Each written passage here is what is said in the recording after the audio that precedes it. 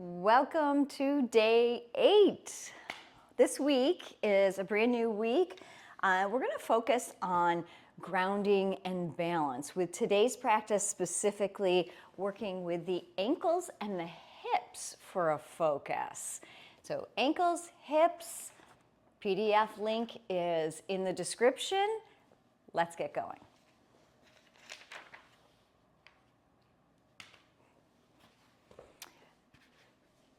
For today's practice, you're going to want something to steady yourself a little bit while we're getting into these practices. A couple blocks are really helpful. You could probably use a bolster as well.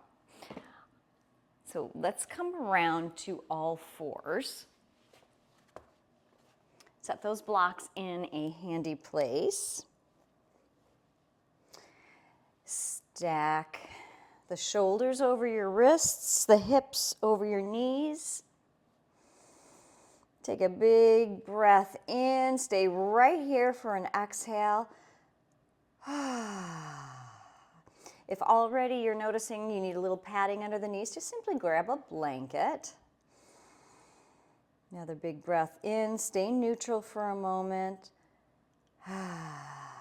Connecting with your breath. Beautiful. Next round of breath, begin to dip your belly down towards the floor, bringing your eye gaze up. Fill up your breath. Exhale, tuck the tailbone and round. Now to the length of your inhale, continue this about 4 more times. Tilt, breath in, tuck, round and arch the spine. Inhale. And exhale. One more round. Inhale. And exhale. So if your toes aren't tucked here, tuck the toes. We can give the bottoms of the feet a little bit of a stretch. Leaning back, focusing on those ankles. This is a space where it could be helpful to bring a block along. You could come to sitting on a block and also hug in the inner borders of the feet onto the block, more so the ball of the foot. It'll give you a little bit of feedback as to, are my heels and the balls of my feet aligned? Nice little foot stretch. 3, 2, 1. Come back up, bring that block forward. Sweep your right leg around and into the front. So both your hands are on the inside right now. Both your hands on the inside. Lift that back knee and send it backwards, coming into a low lunge / pigeon. So we're slightly off-centered here. Hold for a breath. Bring your block to the outside so your foot is centered now. And this time, rise up, hands to the knee. Again, we're focusing on hips and ankles here. So we've got a nice, strong, straight knee over the ankle. And drawing your left hip forward. Stay as steady and square as you can. Breathe here. Hands to the hips to feel that, if that's helpful. If you're feeling some pinching in the low back, give your pelvis a little bit of a tuck. Maybe start engaging your glutes. Yeah, lift up a little bit taller in the spine. Beautiful. Reach back down.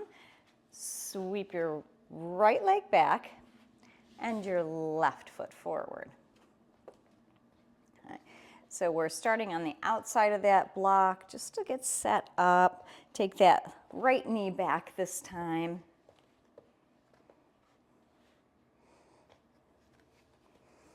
Knee right over the ankle. And now walk your foot centered. Hands up to the top of the thigh. Same thing here, same adjustments. Feeling into this shape, you might engage your hands into the top of your leg. Maybe you bring your hands to your hips.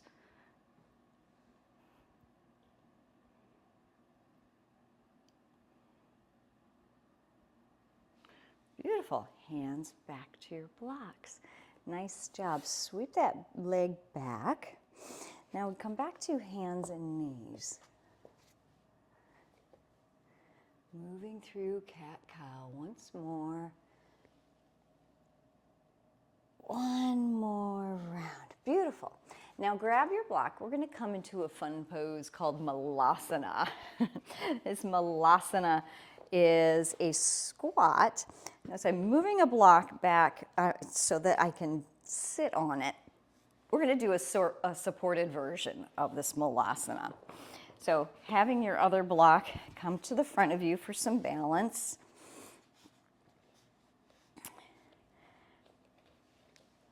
Yeah, great job. Great job. Ankles. Notice that you've got some even weight on your feet right here. And bringing your upper arm bones on the insides of your legs. If you're still feeling like this is a little inaccessible, your knees or your back are bothering you, you can bring your hips up higher. And that's where maybe using a bolster or stacking 2 blocks, whatever feels the steadiest for you.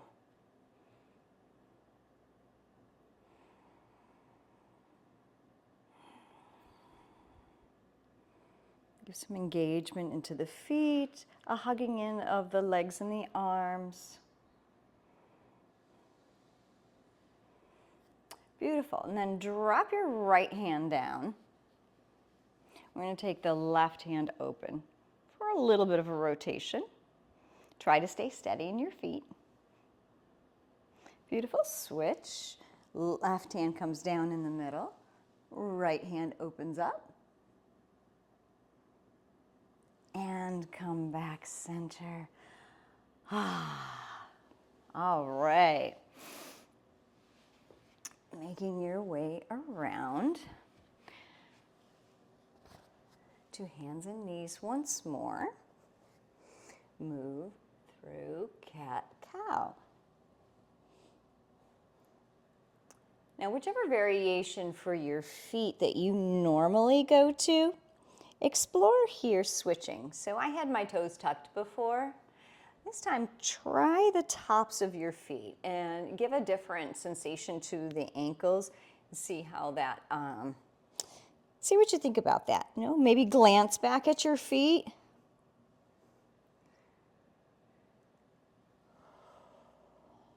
Beautiful.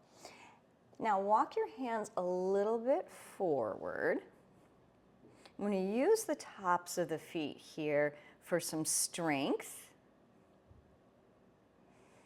And then press yourself back into child's pose. Really feel the tops of your toes here. Press into your mat. Lift up, come forward. Hold. And shift back. Beautiful. This time, as you come forward, pause. And we're going to take a C curve. So you're feeling a little bit of sensation dedicated to the right side until you get all the way back, and then up on the left. Now switch. Left side going back. Little outer hip stretch, come through center. Toes are connected, ankles are engaged. Back to the top. Straight back this time. Straight back this time. Beautiful. One more time. Come on up into cat-cow.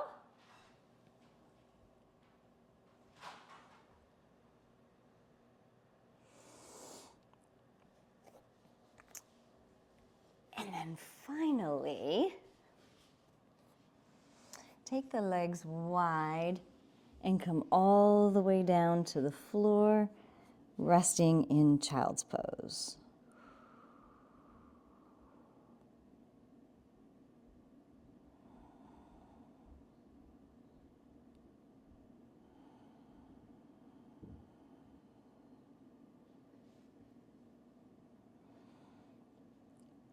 Noticing here if your ankles are trying to roll in or roll out, keeping them a little more neutral.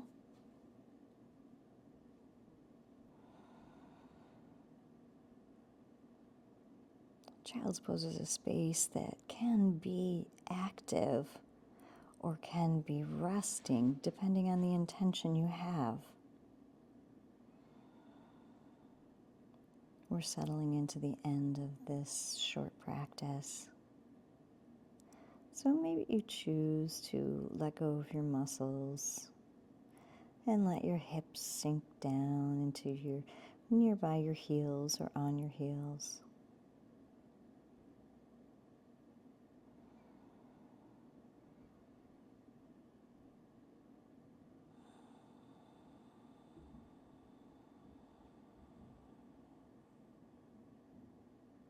Take a nice big breath in.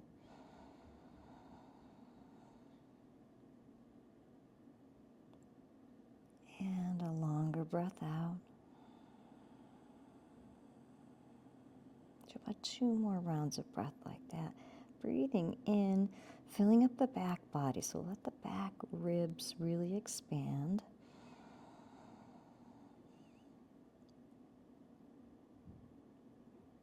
Exhale, sink a little bit more into the floor. And the last round together. Inhale.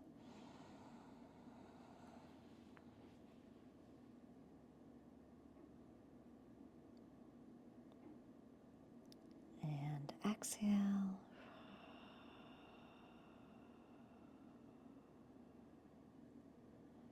Nice. Slowly make your way up to shoulders over the hips.